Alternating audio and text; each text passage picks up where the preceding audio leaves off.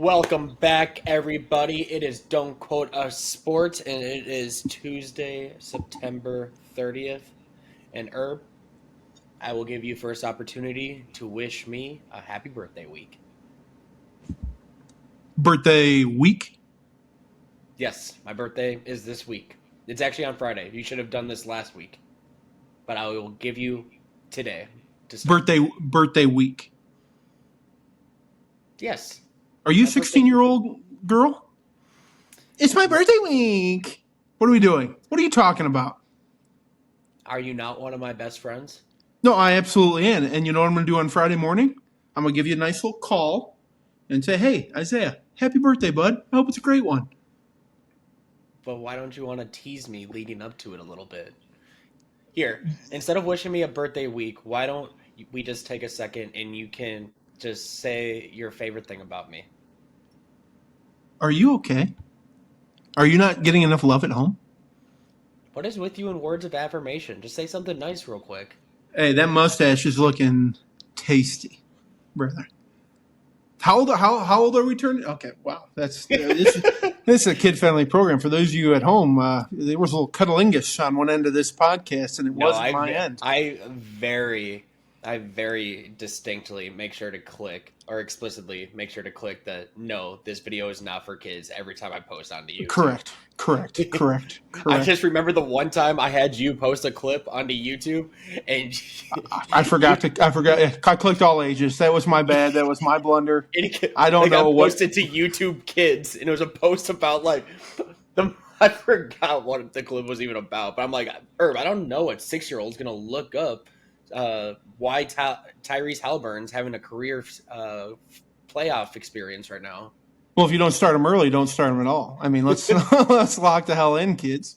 No, let's talk about this birthday week thing, okay? And I'm not a big birthday guy myself. That's not a surprise to anybody. It's a nice day. I appreciate the support and the love that I'm shown on my birthday, and then I'm good. So these people that drive me up the wall are quite literally the people that, it's my birthday month. You don't get a month, okay? You came flying out in a day. I'll give you the day, all right? Even if Thursday night, let's go to dinner. We'll celebrate your birthday a night early. Sure. But a birthday week, Isaiah, what are we doing? I was more so playing with you. I also don't really care for my birthday anymore. I honestly think it's more of a hassle at this point. I just get messages saying happy birthday from people I never talk to otherwise. Like, literally, I'll have a text message and it will be happy birthday. And then the last text I sent was, hey, happy birthday. And the last text that they had sent was, hey, happy birthday. Yep. Like, if that's the relationship we have, you don't need to feel We're the good. need to wish me a happy birthday. We're good. You know, we're so good. Like, I get it. Nothing. I don't hold it against anybody. I really don't. If you miss it, hey, what's another Wednesday in June? You know, for me. And I've never understood, like, how do you respond? They were like, happy birthday. Thanks. I had nothing to do with this. I had no say in me being born on this day. Let me ask you this. Do you actively take your birthday off, or do you have your birthday off of your Facebook? Oh, dude, I actually should do that. I permanently do not have my birthday on there. Oh, and I'm doing that right now. Again, it's more so I don't have to go out and respond or like all those posts. As much as I appreciate the love, again, I haven't talked to most of you in a long time. So you have to teach me how to do that later. I'll teach you how to Dougie Playboy. Oh, yeah, that's going to be a big need. Mm-hmm. Saves you a lot. I think I've also got my mother to the point where she doesn't post like a My baby boy, his birthday. Well, I greatly appreciate those posts, and a lot of times she brings out the photos that I've never seen before, and it's like, who is that child? Oh, that's you. I've never seen that photo once in my life. So it's cool to go down that little path of history, but love you to death, Mom. I don't need that action in my life. So, but hey, Isaiah, happy birthday week, buddy. How old are we turning?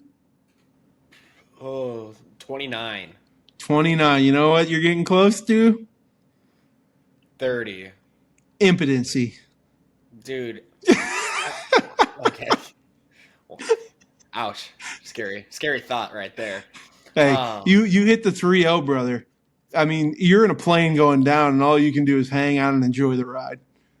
Dude, I don't know about you, but there's still so many times where I catch myself and I can't think that I am going to be 29, almost 30 years old this week.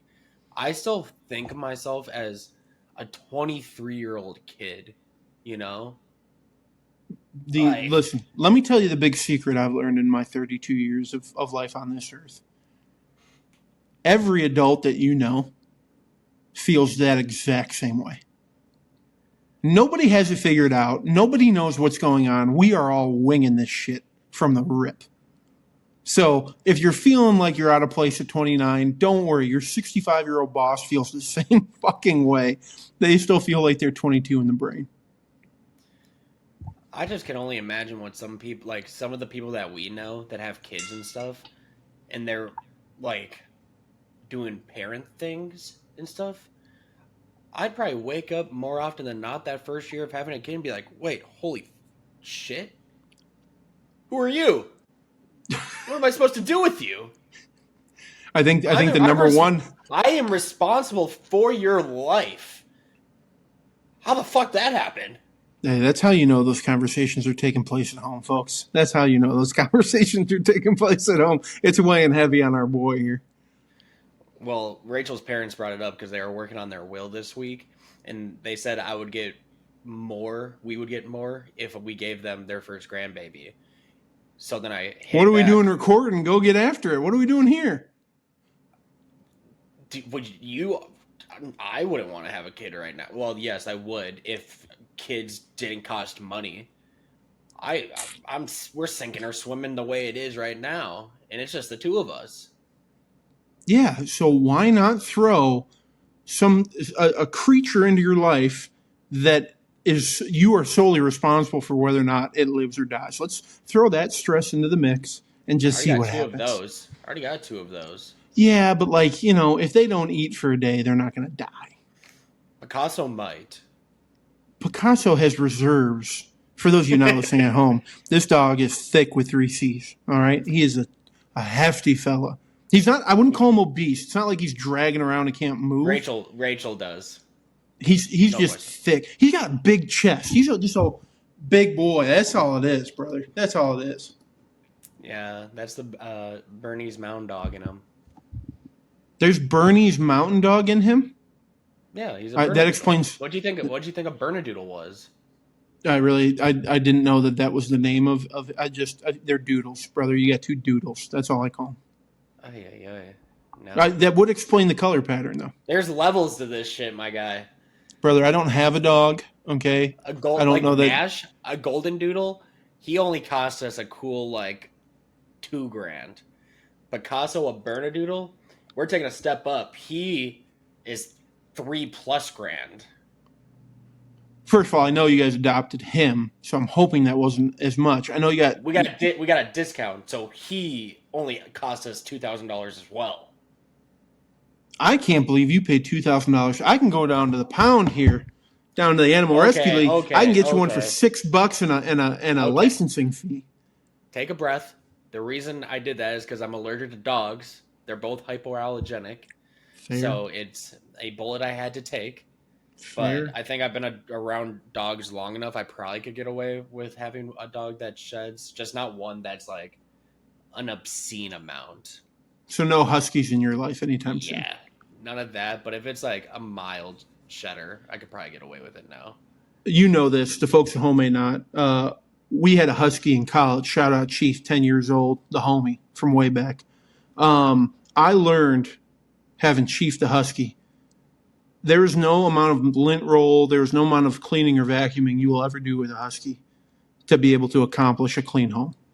If you get a dog like that, you just accept the fact that their hair is now a part of your life and your lifestyle. So, shout out to you for going hypoallergenic, big fella. I guess I didn't really realize that. Yeah, $4 you're grand for welcome. 2 dogs, though. Oof, duh. More you know. More you know.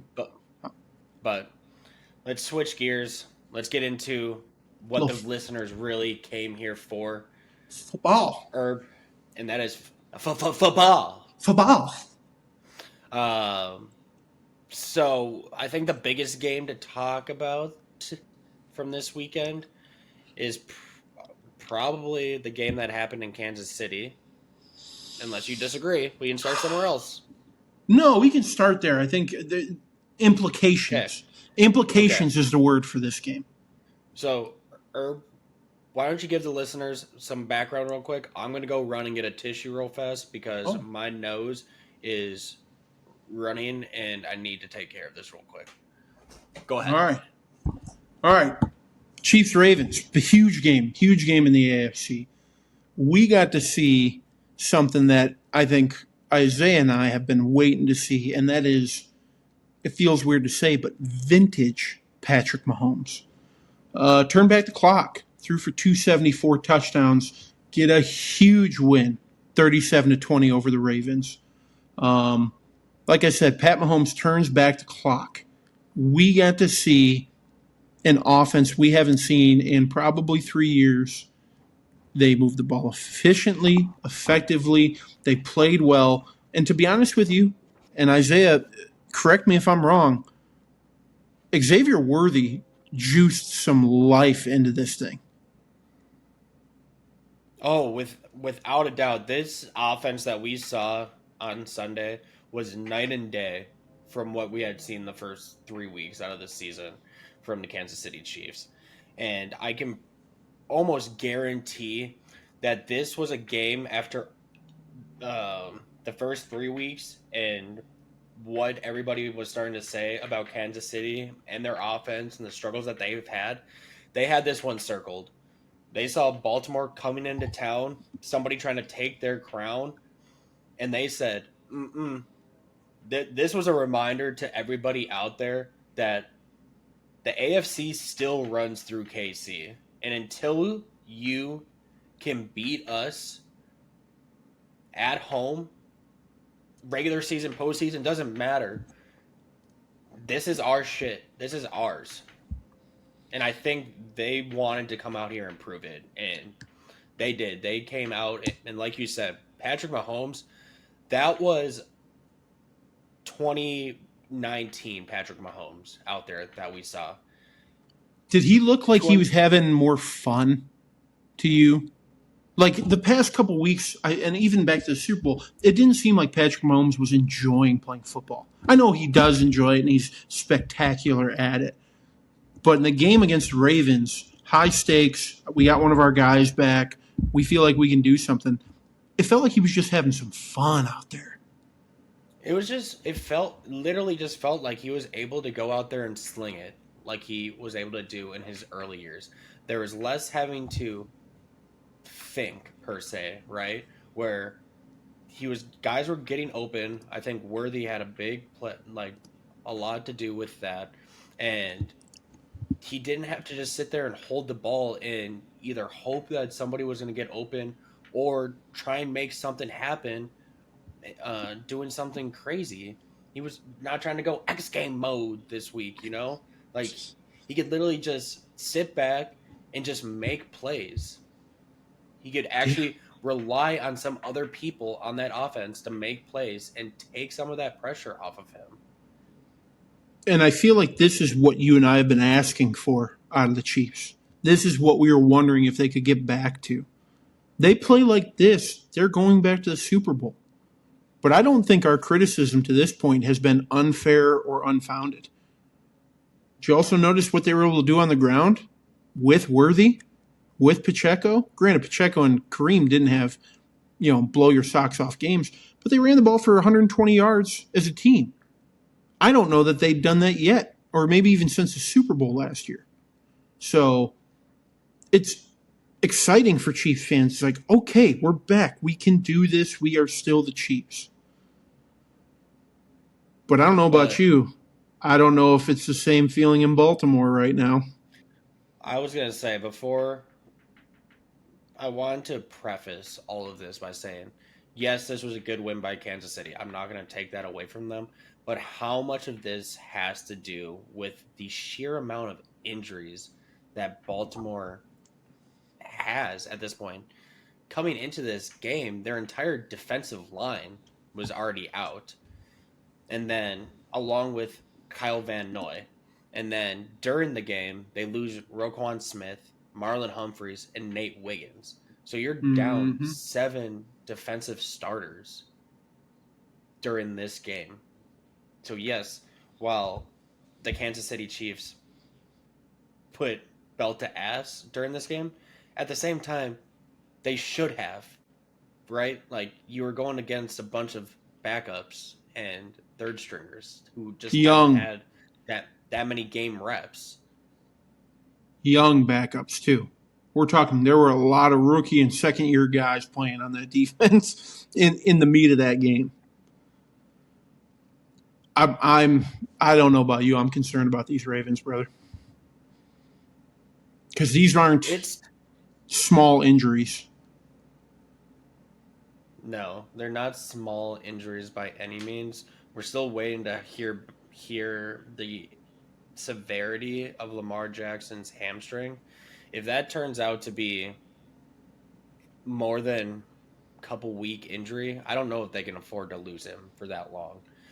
Um, because I do believe that their schedule does get slightly easier moving forward because they have had quite the murderer's row so far this season, having to play the Bills, Lions, and Ravens, or sorry, and the Chiefs um, through the first 4 weeks.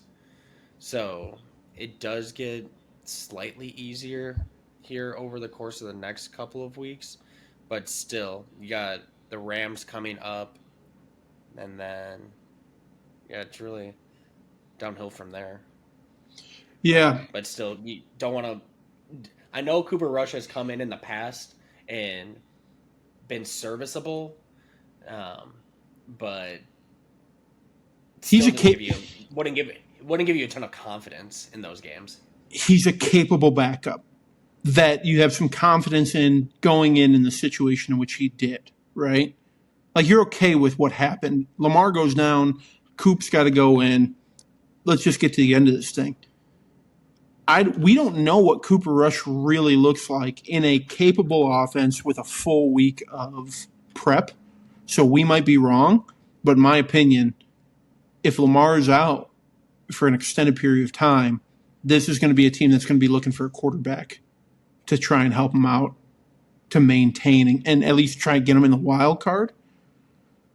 But that defense, I mean, Baltimore, if they have a hope that they're going to make the playoff, that's the expectation, they're going to be buyers before the deadline. And they're going to have to be. They're going to have to fill some of these defensive spots. I like a guy like Mike Green. I like Malachi Starks. I just don't know that they're anywhere near ready to take over that defense.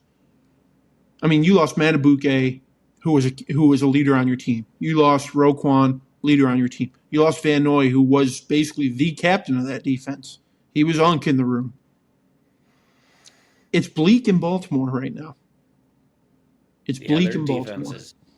their defense is bad up to this point. They are giving up the second most yards per game and the most points per game. Over 400 yards and 33 points.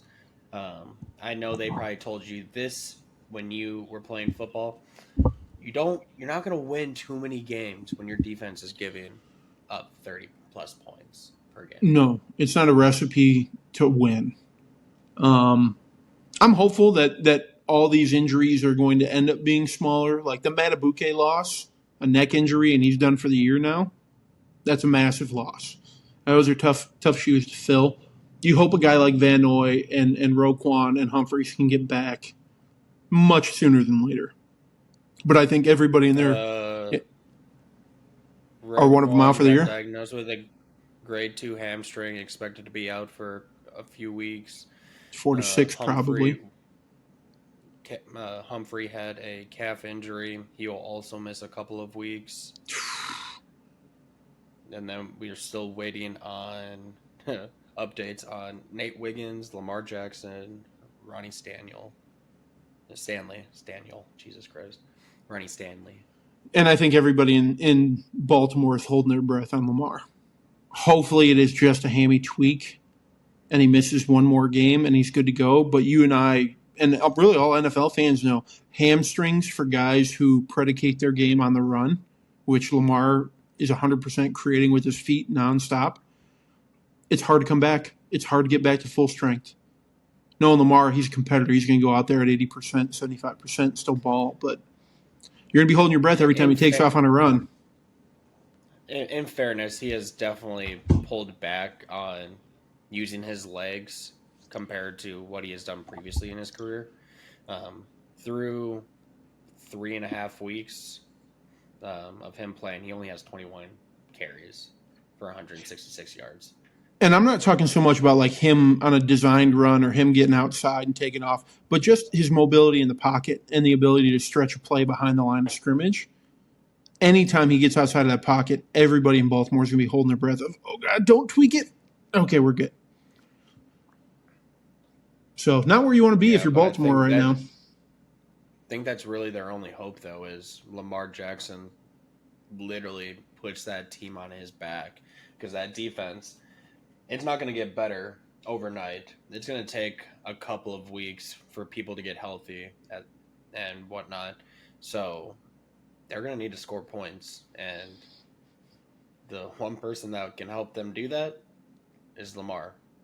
And so if he's injured, I forgot what the stat was. I can try and look it up as we're recording this, but teams that start 1-3 since the playoffs have expanded, the odds of that team making the playoffs is very, very, very low already. So if they go 1-4, 1-5, 2-4, not gonna be good. It's gonna be very tough. Similar to like the Bengals from last season when they made that late run and they did everything in their power and they still couldn't make it. Yep, and it will be an uphill battle. You're hopeful for the Ravens. Maybe it's just a down year.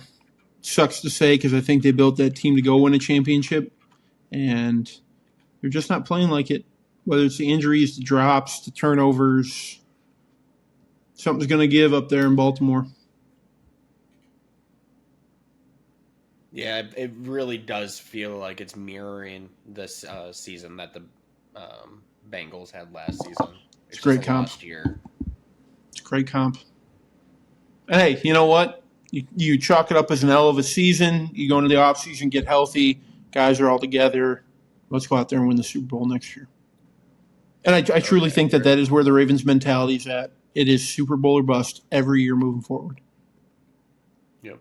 So after the NFL expanded the playoff field to 7 teams in 2020, 5 teams have started 1-3, have came back to make the postseason, which represents only 7% of the total playoff teams in that span. Good luck, Ravens. So, yeah.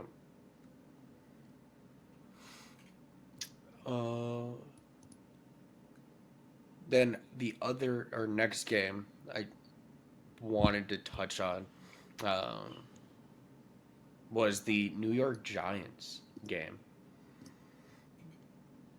Jackson Dart announces himself to the world, leading the Giants to a very unexpected first win of the season, beating the undefeated Los Angeles Chargers 21-18. I know we had talked last episode about whether or not we thought this was too early, the right situation to throw him out. Kind of felt like they were throwing him to the wolves a little bit. And while it might not have been pretty, the dude went out there and he battled. I can't take that away from the kid. He had, and you could see it. He had some moments where you could talk yourself into it. The Giants went out and got their guy. They've known that this is their guy. They just didn't know the timeline in which he was going to be the guy. They didn't ask him to do anything crazy, right? But he still was able to inject some life into that offense. They went out and got the win. You throw your first touchdown, you run your first touchdown, right? He threw one. Am I mistaken in saying that? No, he did throw one, and he ran one in. So great for Jackson Dart. Giants fans, just pump the brakes a touch. This kid is still developing. You know, he did not do anything spectacular. 111 yards through the air. They didn't ask him to make a lot of crazy big throws. And you were watching a rookie quarterback. I don't know if you get to watch much of that game. I was able to catch a fair amount of it. At times he was too quick to bail out of his read and take off running. At times he was too quick to get the ball out and let it develop a little bit. These are all rookie things, in my opinion. It's all things that are going to be worked on, all things that are going to develop. Again, my fear, though, is that they're going to crucify this kid when he struggles. New York is not an easy market. We both know that. So just hang in there. You saw the dance after the rushing touchdown, right? White boy got some motion. God forbid a white boy get a little motion out there. Hey, he hit that thing, and that's how you know he went to an SEC school, because he hit that thing. The energy that was so cool, and dude, he's not getting enough love. I think he should be getting more love. Cam Scatterbo might be the fucking heartbeat of that entire team right now. This kid's getting more PR than DeVito did. I don't know if you had saw the photo going around there on social media of Scat coming off of the field afterwards, because at MetLife it's just a turf field, right? So there's zero reason your jersey should be dirty after that game, and somehow he's coming off the field, and the fours on the front of his jersey are all just dirty as hell, and it's like, what in the world happened out there? Hey, when you hit people that hard, paint just comes off. I don't care what surface it's on. The dude smacks people, dude. He absolutely loves hitting people. I don't want to sit here and be a Debbie Downer. He cannot continue to play. This is not going to lead to a long-term NFL career the way he plays, but I'm glad as hell we get to see it while it's here. Oh yeah, you can already slowly start to see the CTE coming out. Yeah. The top of your head is the hardest part of your body. Use it as a weapon. Yeah. He has no fear. That's for sure. If you think about it, why the hell? Why would he though? Why would he have any fear? He's not supposed to be there. He said, "Just give me the ball and let me do something with it." He's going out there and do something, dude. The kid is playing. I just think for the love of the game, he just loves going out and hitting folks and scoring touchdowns. Giants. I'm not saying this is Saquon, but be happy with your current situation back there. He's a dude that's gonna grab his lunch pail and he's gonna put his his work in with no complaints. Every day. You can respect that in New York. Mm-hmm. I feel like he's a good counter to what you get with Jackson Dart, because Jackson Dart is very much the pretty boy limelight type, and Cam kind of helps him bring him back to earth a little bit. This is our job. You need that, man. I'm waiting so badly. I am eagerly waiting for whatever nickname combination that's going to get put out there for Dart and Scat. There has to be something good that they can come up with. We're gonna have to think about that a little bit. Maybe we get it going. Maybe we come up with something for next week or for next episode. We gotta take but we'll try and keep it terrorist related, unlike the what have been going around somewhat recently. Terrorist related? Yeah, like the Taliban. Oh. You forget about that already? No, it's a different sport. I was worried that somebody had done something real bad in the NFL. Real bad. Sheikh Haida?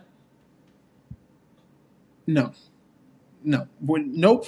We are canceled. Well, we made it a good run. 24 See? episodes. See? What a No. run. No, see? I said we're gonna stay away from that. Good. Um the one thing we gotta touch on though with Jackson Dart's game, like you said, wasn't asked to do a whole lot.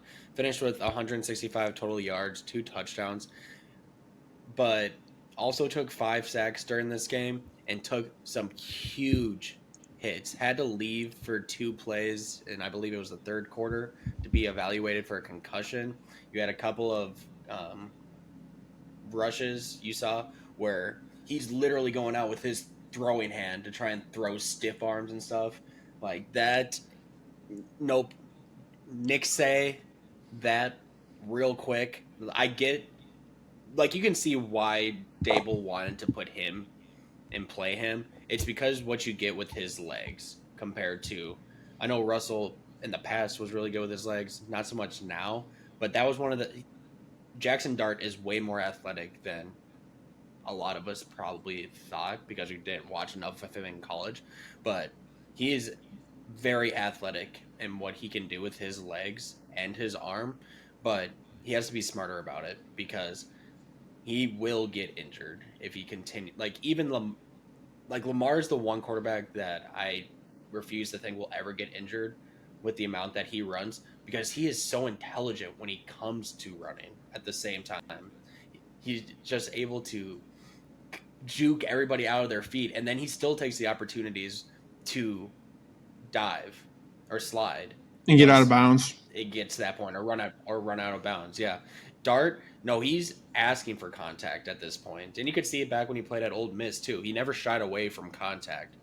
Um, the only quarterback that works with in the NFL right now is Josh Allen, but Josh Allen's also 6'5" and 240 pounds, and he doesn't even Correct. do it as frequently anymore. Correct. And I'll tell you this much about that with Dart. That is a game one rookie thing.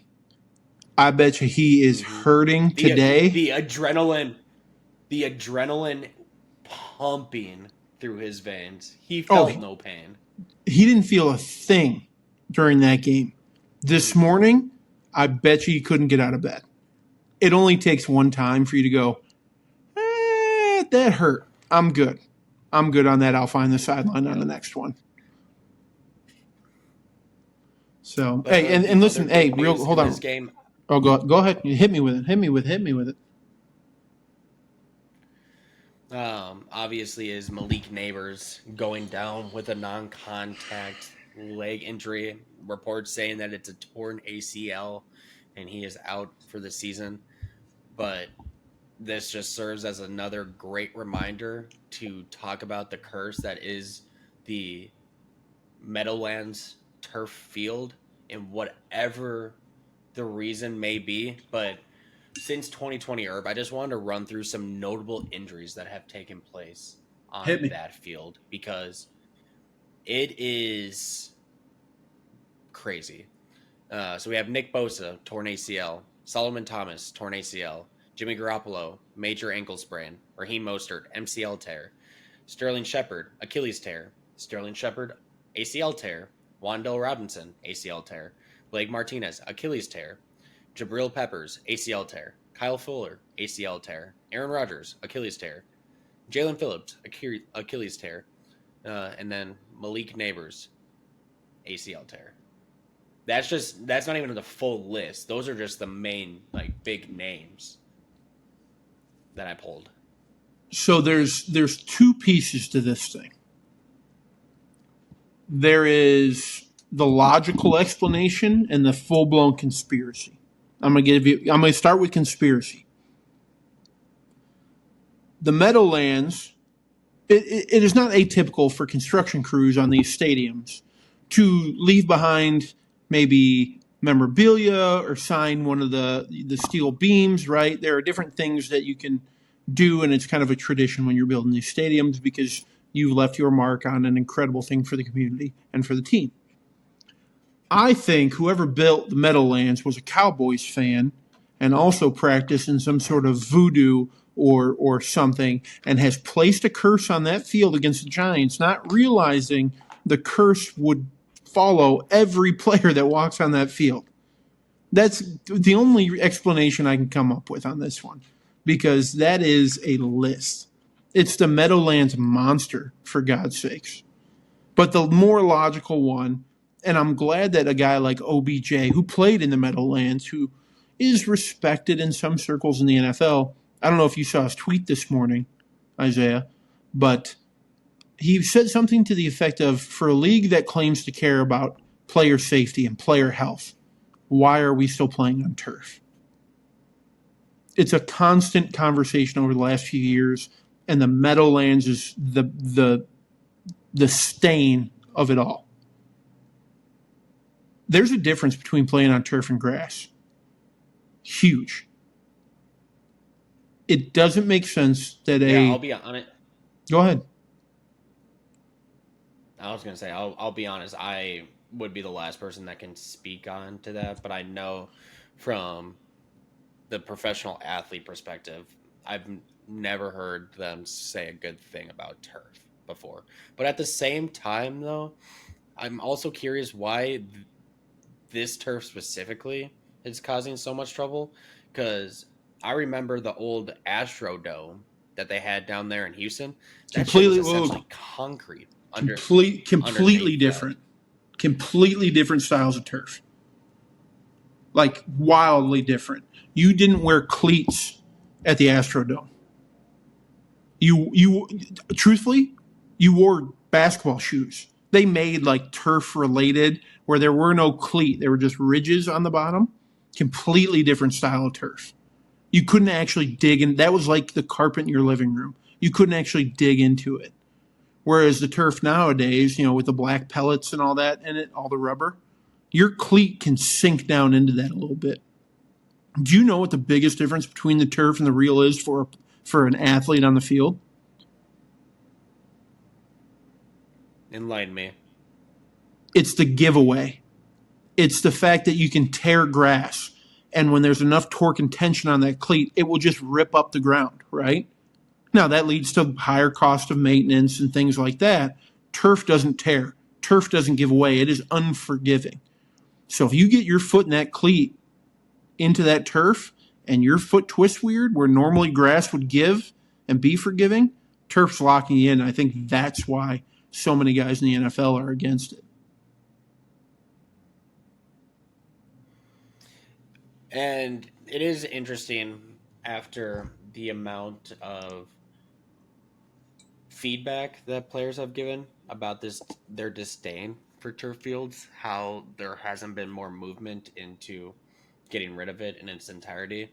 And it definitely feels like it's a money grab because 100%. a majority of these NFL owners own these stadiums at this point. There's only a handful that aren't. The one top of mind is Chicago, that's owned by the city still. And it's the fact that when there's not football games and they have concerts and stuff there, they don't want to ruin a grass field by having a concert there and having to replace it time and time again, So I'm sure that probably is the main reason why they're not. It is, in my opinion, changes. But at the reason.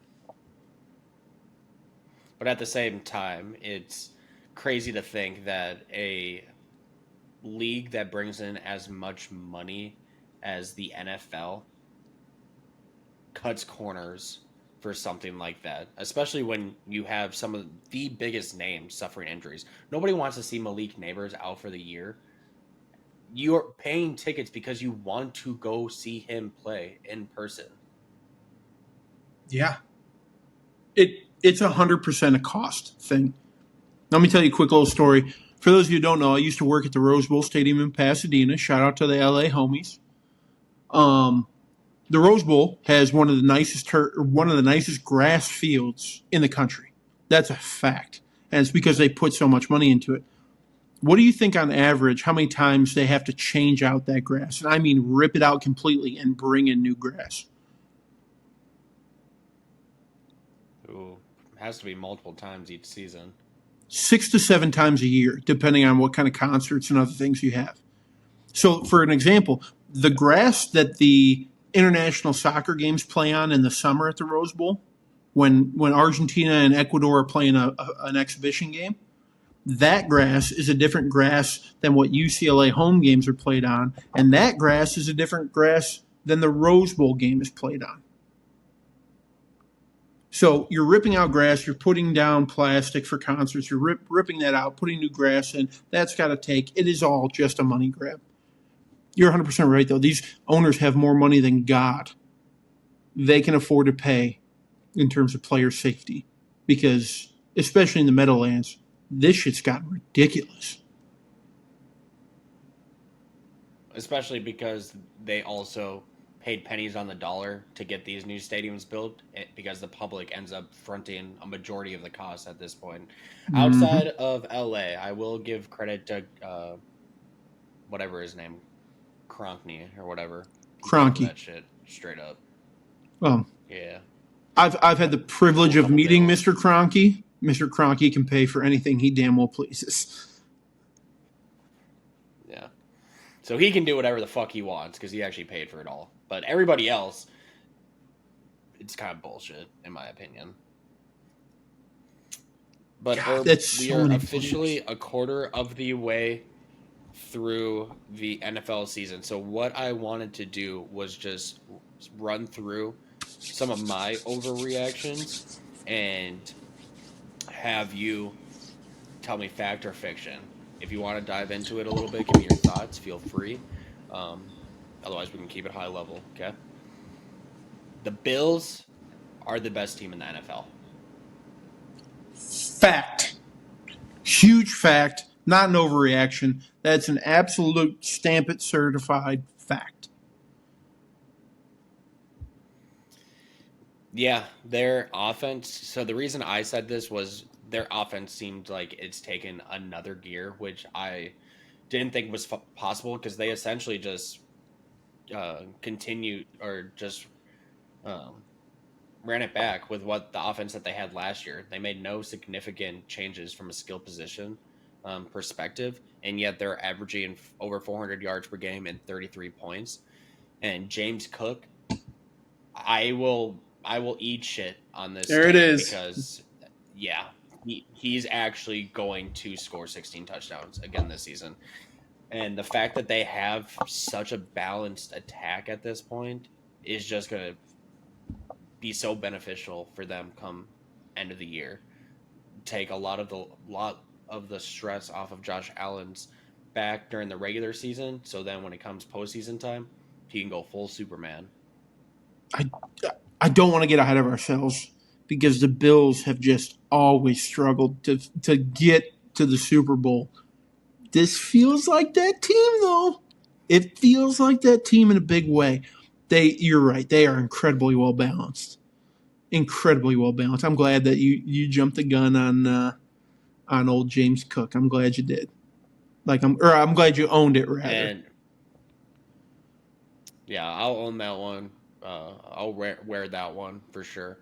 The big thing I think that's going to be most beneficial for them is the fact that they've started the season 4-0, and you've seen the Chiefs and the Ravens get off to slow starts, the Bengals losing Burrow. If they can get home field advantage, that changes the entire complexity of the postseason. Rather than having to go to Arrowhead in January, where we know it is so difficult to win, Yep. having that game at Orchard Park for the last time, mind you, last year before they moved to their new stadium, it would be electric. I Oh think yeah. that could be the difference of winning and losing that game. I fear for the city of Buffalo and the municipality that takes care of that place because if they win the AFC Championship in Buffalo, hide every table, anything with 4 legs that you own, lock it up and hide it. Because if not, it's getting smashed. That city might Oh, burn you're if they gonna win have the AFC fans that are Championship. trying to. There will be fans that are trying to steal the seats, like unbolt the seats from the ground and take them home with them. If I've been a season ticket holder for say 10 years and a faithful fan of a team and they're tearing down the stadium, I'm 100% taking my seat home with me. Security's going to be looking at me Okay, sideways carrying this thing out of the stadium, but I'm carrying it out. All right, next one. you kind of beat me to the punch on this by making reference to it earlier. The Ravens are missing the playoffs with or without Lamar. Oh, if Lamar's, you're not wrong, but you're not right. There is a path for them to make it. It's Lamar injury isn't too bad. Humphreys comes back sooner than we expected.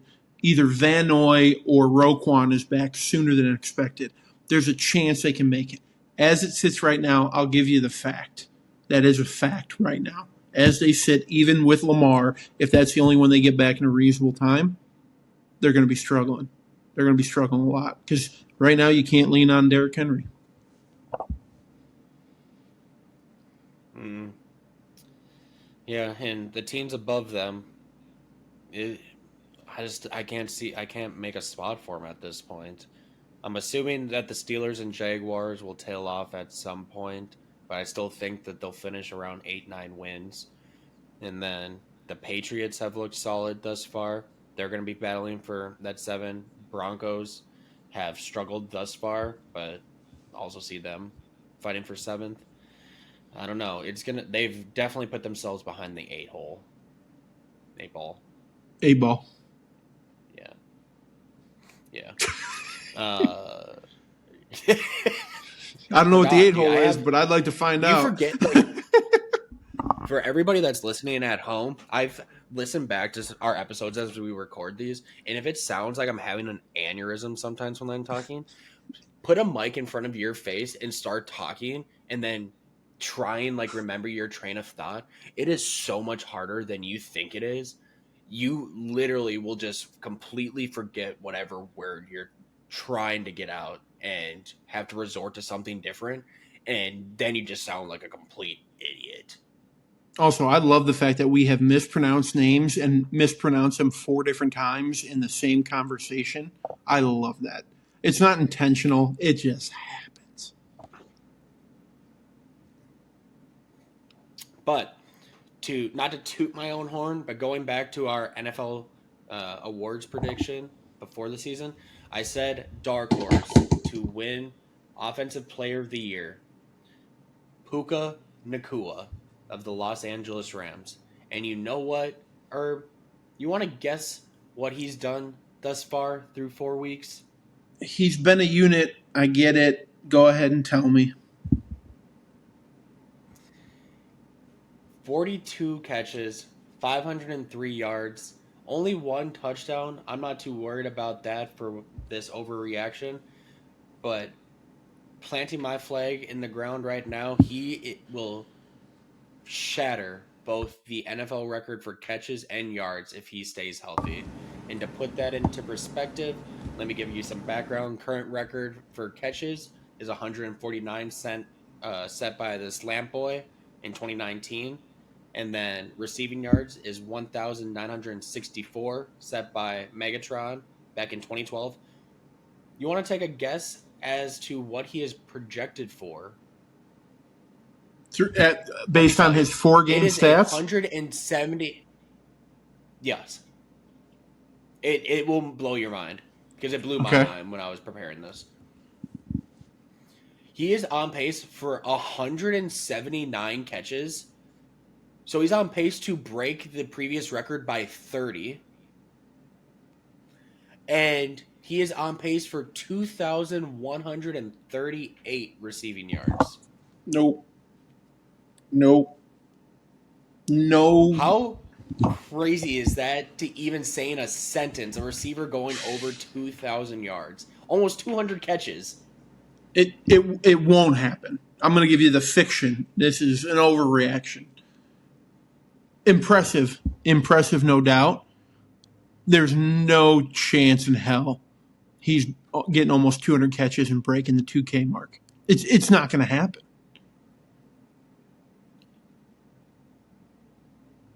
Okay.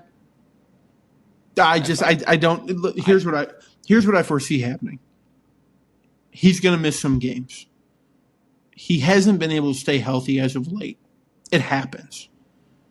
I just don't know that he's got the tread on the tires to be. I'm not saying he's old, but he's got an injury history. Doesn't have the tread on the tires to truly put up those kind of numbers.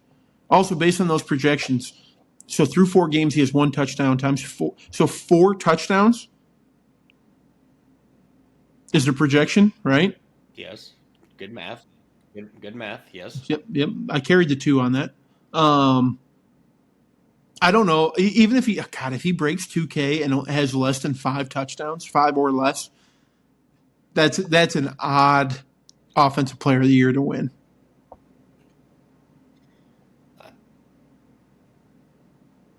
Yeah, I am not worried about the touchdowns. If he just broke 2,000 yards, it would be fucking absurd.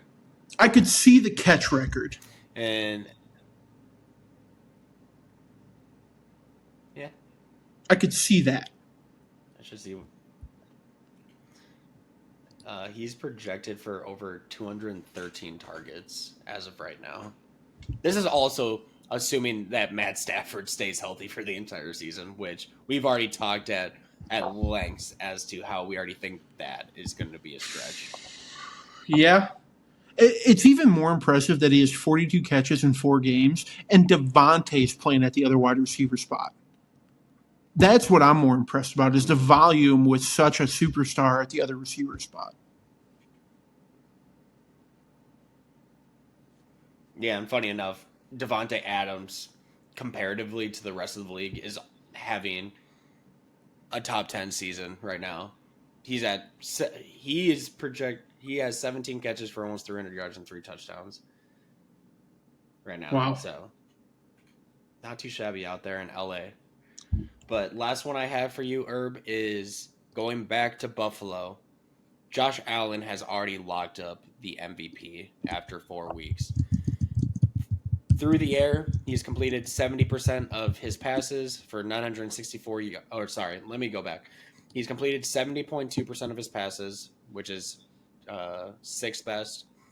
Thrown for 964 yards, which is 7th best. Thrown 7 touchdowns, which is tied for 4th.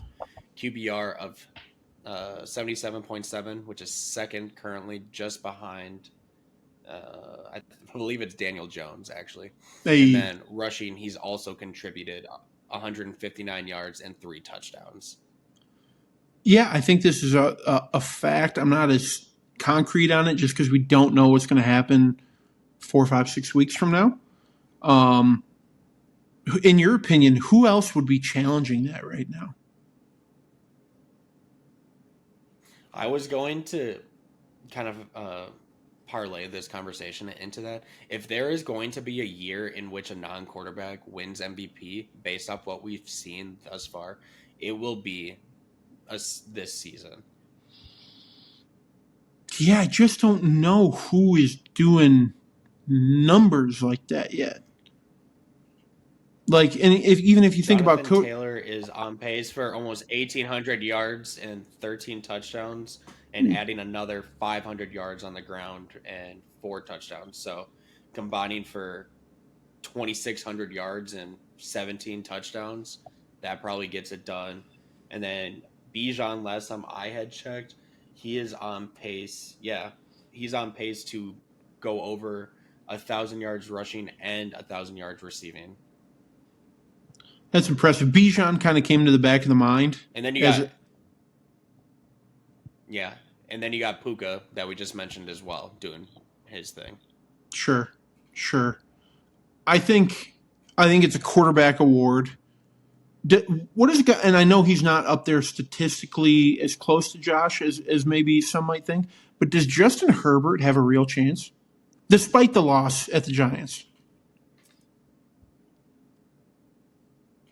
He did have momentum up until that game, will say.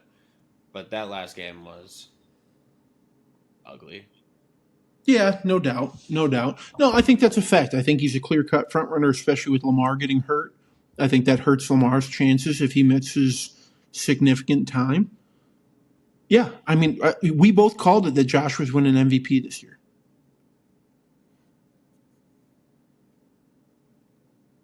I like that. Quarter of Yeah, the way through just the didn't think season. he'd run away with it by week 4. Yeah, no, I don't think that's an overreaction by any means. I think that's probably right on. Okay, so that is NFL. We'll touch on college football ever so quickly right here because we had quite the eventful week and Friday and Saturday. Lot of teams in the top 25 suffered losses this week, and a lot of teams suffered scares. They should not be. They should be treading lightly. Let's put it that way. So to quickly speed run through some of these results, Penn State obviously loses their top 10 matchup to Oregon at home during their whiteout.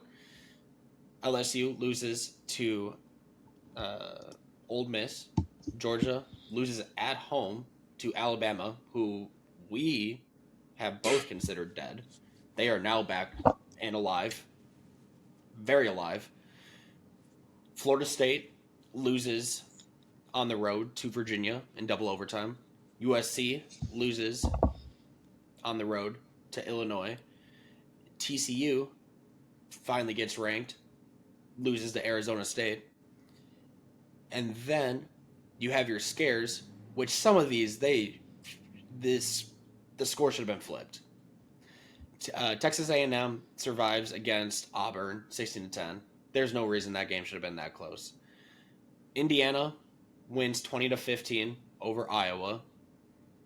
Tennessee is lucky as hell that they survived in overtime against Mississippi State. And then Georgia Tech was down by 14, stormed back, win in overtime. Wake Forest decides to go attempt 2 in the first overtime to win the game, and they intercepted to win. So if I am any of those 4 teams, I am counting my blessings after this week.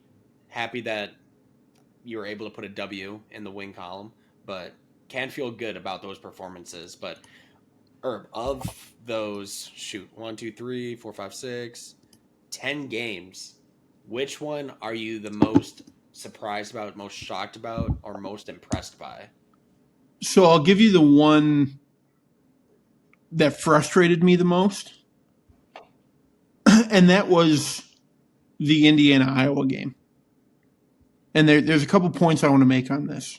Number one, Kinnick Stadium, when top 10 teams visit, for some reason that place, there's something going on there. Iowa plays up a level when they've got a top 10 team coming in. That's just a fact at this, or a top 25 team. That's just a fact. They put the voodoo. They sprinkled the voodoo magic all over them. All over them. The pink locker room fucks with them. I've been inside of that. It is not as. I've been inside that locker room. It is not as pink. Everything is pink, but it's kind of a pale pink. I always thought it was like a Barbie pink. It's not. It's very much like a Easter pink. But even the toilets, they are pink.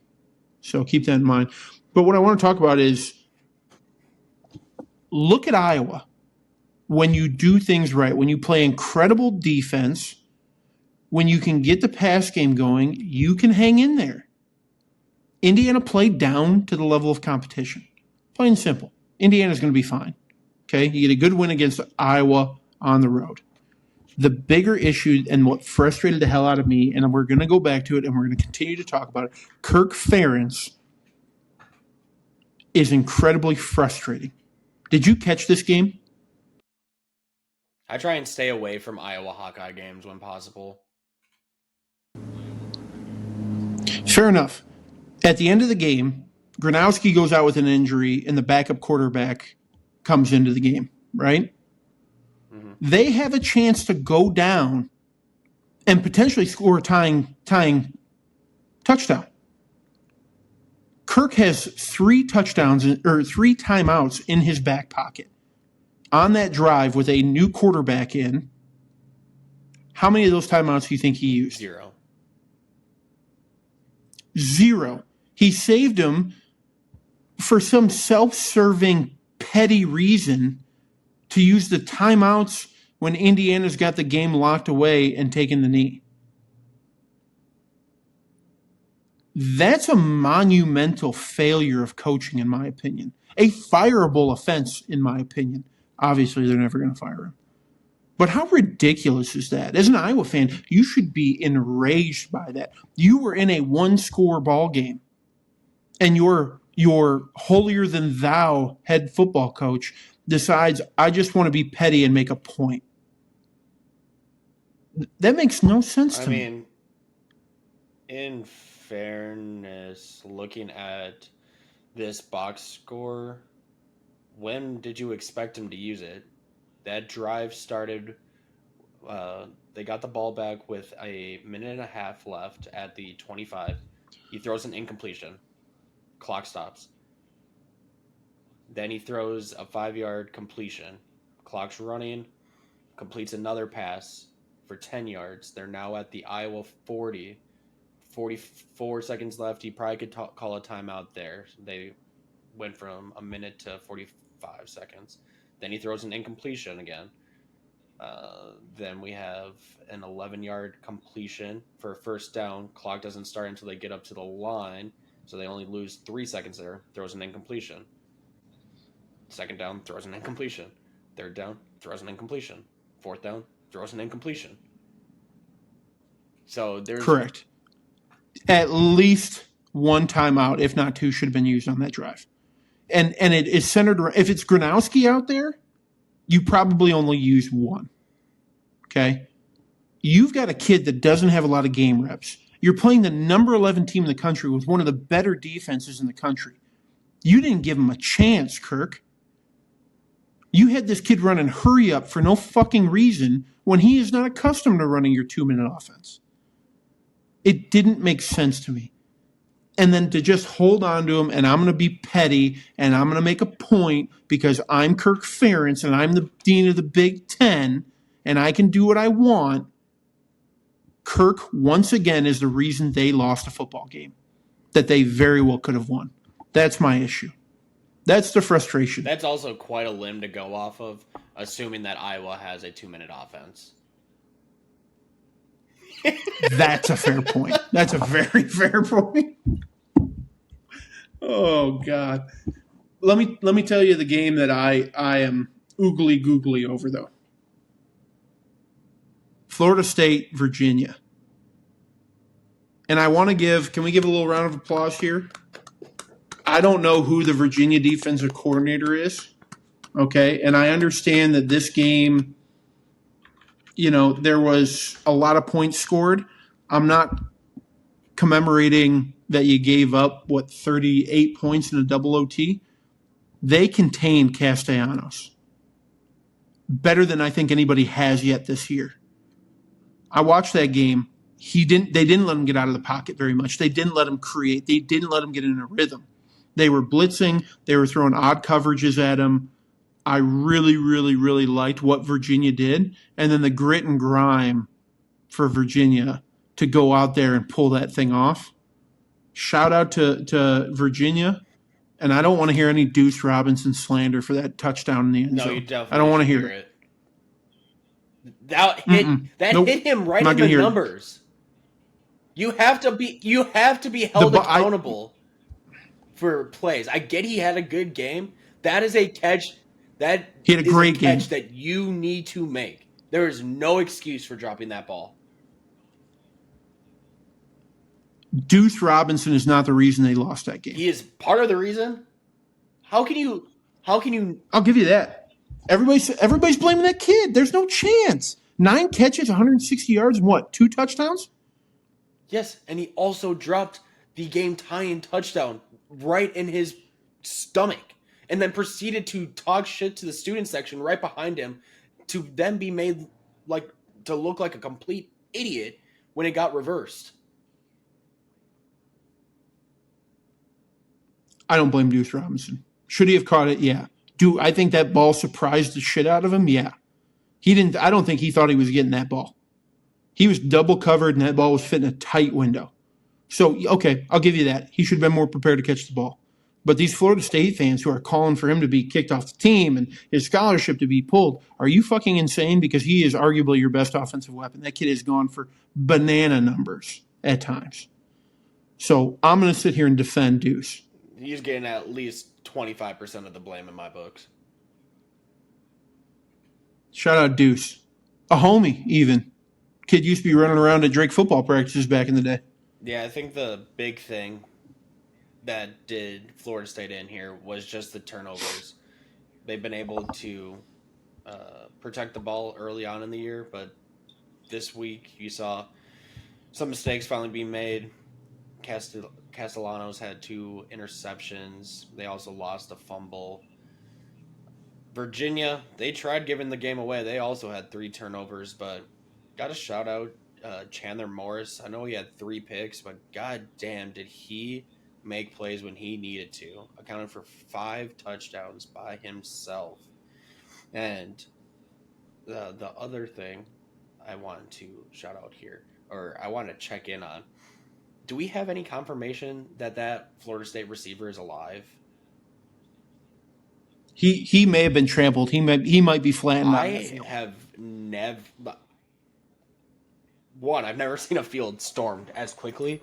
I also have never seen a Power 4 stadium set up the way that Virginia's is, where it's literally 3/4 of the field is surrounded by seats, like a typical stadium, but then behind the one end zone is just a hill, no seating, and it's just the student section, just standing there. It literally felt like a college basketball game where the fans are literally right on top of you, on your head. I My first thought when that was incomplete and they rushed the field, I was staring at that white jersey laying in the end zone and audibly went, "Oh my god, they just killed him! Like he's dead." Because I don't know that anybody broke out of the like. I don't know if he got up real quick and blended into the crowd or what. I thought we're gonna have a dead Florida State football player. Yeah, there's not much blending in the crowd you can do at that point when you're wearing all white with a giant logo, Florida State logo on your helmet. Well, no, I didn't mean like blend in like he's incognito, but like blend into the flow of 10,000 people running at your face. I just don't know how all those Florida State or just like players in general, when a field gets stormed like that, how they keep their composure not to pull a LeGarrette Blunt and just smoke one of them in the fucking mouth. Like that dude that came up to Castellanos at the end of the game and just straight up less than 6 inches from his face and flicks him off. Oh, it'd be on sight.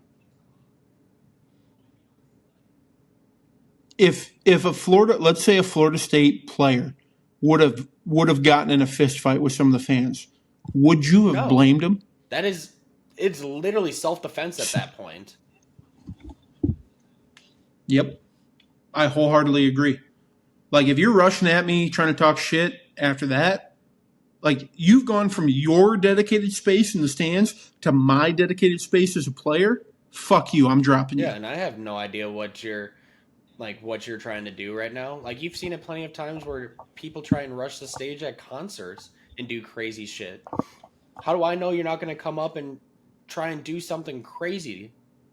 Like you might be trying to just flick me off, but there's also who knows what you could be trying to do. And I got not just you running at me from one side, I got every angle being attacked right now.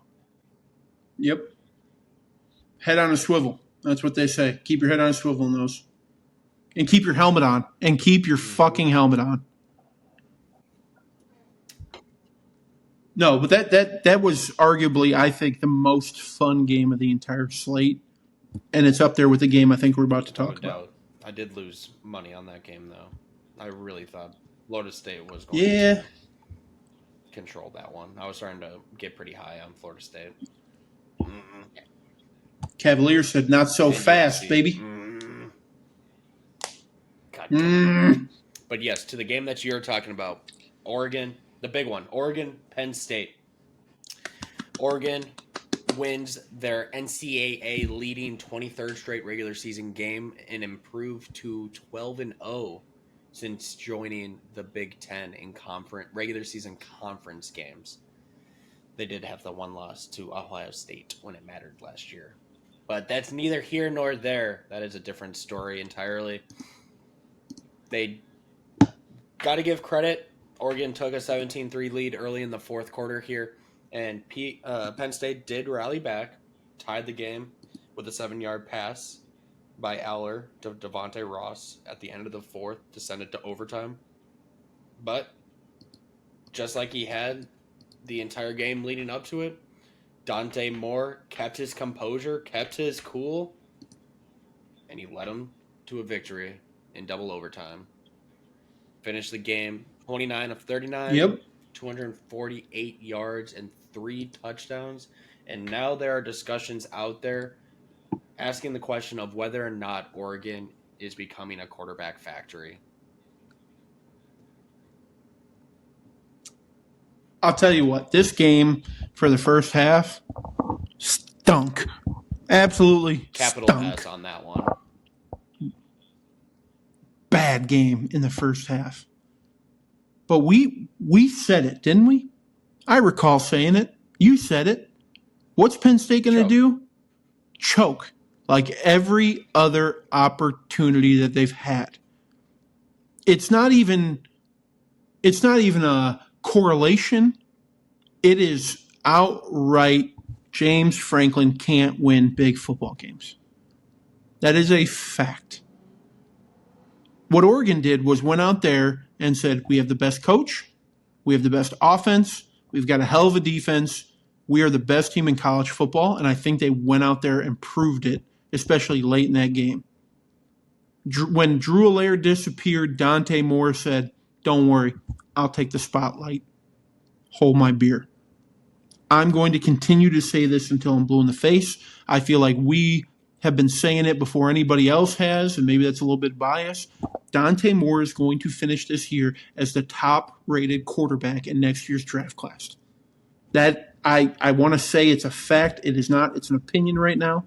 But boy, is that kid pro ready. Yeah, there's going to be some interesting conversations come to the end of the season with how weak this quarterback class is shaping up to be right now, because we thought it was going to be Nussmeier from LSU. We thought it was going to be Klubnik from Clemson.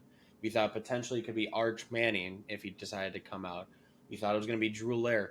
All of those guys have stunk so far this season. So then it really opens it up for some of these other quarterbacks. We've already seen John Mateer kind of leaping up into the first round conversation already. But Dante Moore, he's only a sophomore, redshirt sophomore, so he does have the opportunity to jump to the draft next season if he so chooses. And it is going to be very interesting whether or not he chooses to, because he's really only going to have one full year. He had like the half a year at UCLA a couple seasons ago, but this is his first like full year as a starting quarterback.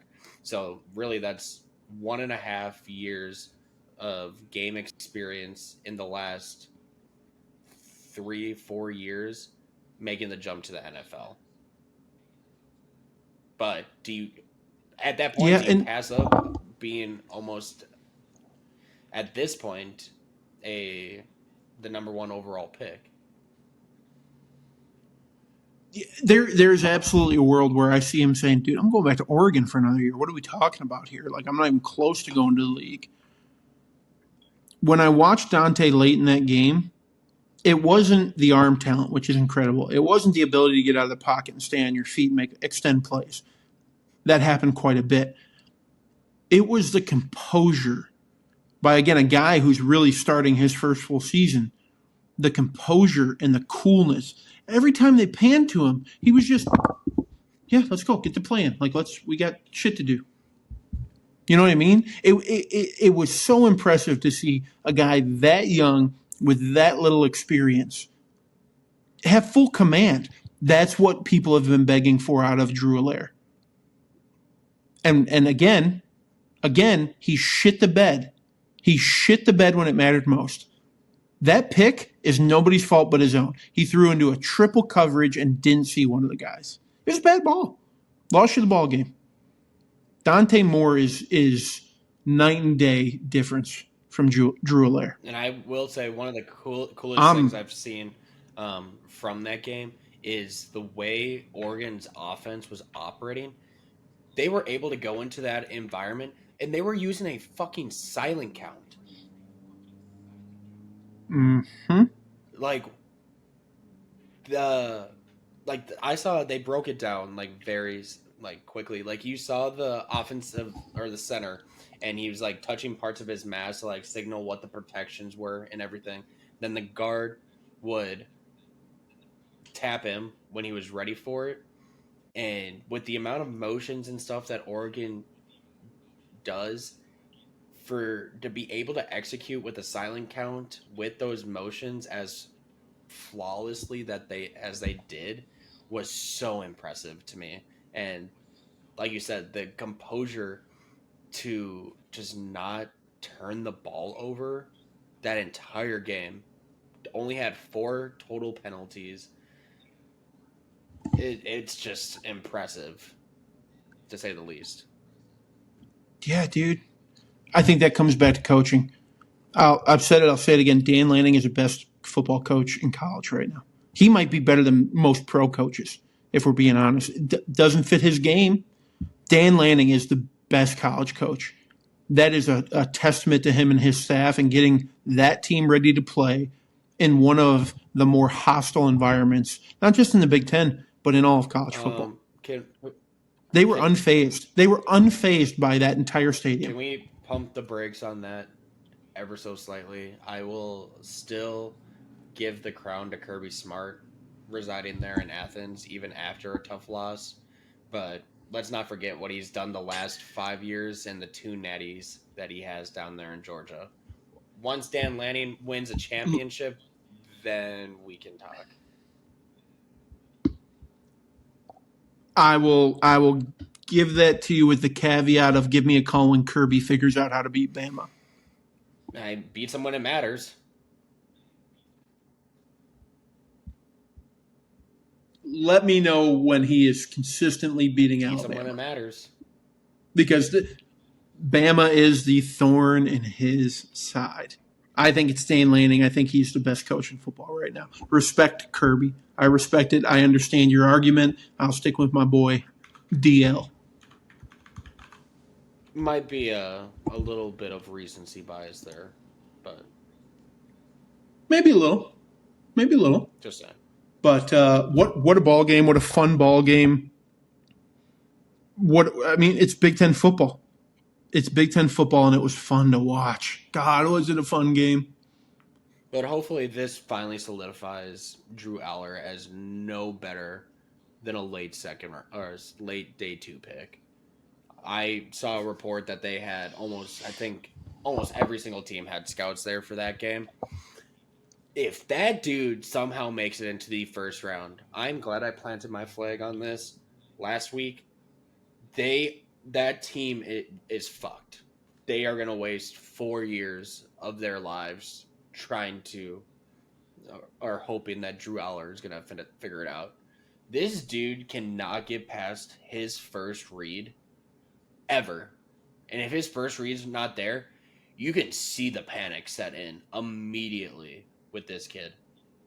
And the fact that we are saying this about a dude that is now in his 4th year starting at this level, that should just scream red flags to you. If he hasn't been able to figure it out by now, I promise you he's not going to figure it out in the NFL, where everything gets more difficult, gets faster, the talent's better. you are on some very nice drugs that you should share with everybody if you're able to sell yourself this dream that Drew Aller is going to be a franchise altering quarterback. And listen, with Drew Aller, it's there was a moment late in the fourth and in the first overtime where he really started to take command and was playing well on a couple of drives. And I said, "Oh, there he is. This is the guy we've been waiting for." There's the real Drew. It just there were moments when I wanted him to just explode. And all of a sudden it was like you said, first read's not there, I got to bail. So I think you were spot on. Game manager. He was a game manager in that one. Only showed little moments in a game that we both said he had to go out and take over. Just flat out didn't. Mm-hmm. Yep. So I've been thinking about putting a little money on Oregon to win this whole kit and caboodle. See, that's interesting because I was texting you. I was going to ask you who your top 12 would be if the college football playoffs were tomorrow, because I think it's going to be a lot harder than you think to try and distinguish who the top 12 teams are right now. Yeah, I mean, we're talking Ohio State, Oregon. Miami seems to have a free run in the ACC. God, can you imagine they lose, though? Whoever the fuck comes out of the ACC then? It'd be a bloodbath. Iowa State, I think, makes the playoff. They look like a playoff team. Texas should be there. Let me throw Vandy in there because I think Vandy's going to have a real shot on the arm of Diego Pavia. Dude, let me just put it. And then I'm going to put it this way: we're talking about schools like Miami, Ole Miss, Indiana, Texas A&M, Texas Tech, Vanderbilt, Iowa State, Georgia Tech, all having the potential of making the playoff at this point. Can I throw a super dark horse in there for you? Yeah. Arizona State goes back to the playoff. I mean, shit, wouldn't be surprised at this point. They could. I think they're incredibly well coached. I think Sam Levitt is a gamer. They've had ups and downs, obviously, so far, but getting a good quality win against TCU. I think ASU is going to be on the rebound. Look out for them sliding into one of those first round games. I was going to go look at their schedule real fast to see. They played Texas Tech and Iowa State. So that will at least help to tell us who's going to come out of the Big 12, hopefully. Yep. And in a Big 12 that is still wide the fuck open. Wait, we need to check in on our American. Who'd we call out last week? Was it North Texas? No. Last week wasn't North Texas. We went Tulane. It was oh God, who did we call out last week? We gotta keep up with this shit. I think Memphis. Wasn't it Memphis we were talking about? Yeah, because we had gone South Florida, then we went to Tulane, then we went to Memphis. Memphis didn't lose, so we got to keep riding this high horse. Hey, North Texas looks nicey though. Memphis won. They're doing something special down there in old Denton, Texas. 26 over somebody. Yep, North Texas. Navy's also still undefeated out there. God, dude, the things that I would do to see a service academy make the college football playoffs, dude, that would be hysterical, in my opinion. Could you imagine a Power 4 school like Georgia or something having to take 2 weeks to prepare for the triple option in the middle of fucking December? Could you imagine? Cinema. Literally. God, that would be cool. I'm a secret Navy fan. I think everybody should have a service academy fandom in them somewhere. I'm a Navy guy. Was trying to get recruited by him way back in the day. Shout out Ken Niumatalolo, great head coach. So I'm a Navy guy, Sink Army all day. That would be a lot of fun for me if Navy was in that playoff. I don't know if they got the legs to do it, but that would be a great time. Sorry. I've gone down the rabbit hole. I started looking at their schedule now. They actually have. Oh, shit. Okay, never mind. They got Notre Dame, North Texas, South Florida, Memphis. So essentially, they have their toughest schedule still moving forward. But Buckle up, baby. ooh, okay, we did this last week. Let's see if it is good this week to wet your beak for college football games this upcoming week. Also, while I look this up real fast, would you have ever guessed that we would have college game day going to Tuscaloosa during week 6 for a Vanderbilt Alabama game? The first time that these two teams Listen, have faced off as ranked opponents since 1937. AJ. That's a stat. Oh, yeah. Here's what I'll tell you. ESPN saw the magic of last year's game, and they said there's no chance we're missing out on that. Hey, speaking of that, though, you know where Big Noon Kickoff is this week? Yeah, I actually can real fast. The Big House. Oh, I know where it is. Yeah, it's in Ann Arbor. That place is going to be rocking and rolling for Portnoy going back to Ann Arbor. Wisconsin, I'm sorry, but you are going to get freight trained. Yeah, interested to see if Big Cat makes the trip. He better. Unfortunately, Herb, Fucking I can't wet your beak with much. This is a pretty dull weekend in college football. You got Vandy, Alabama, Boise State, and Notre Dame are playing, I guess. Bad Boise State team. One dark horse game to watch: Michigan State, Nebraska, both 4-0. See which one of those teams may be for real in the Big Ten. And then Miami, Florida State. See if Florida State can bounce back at home.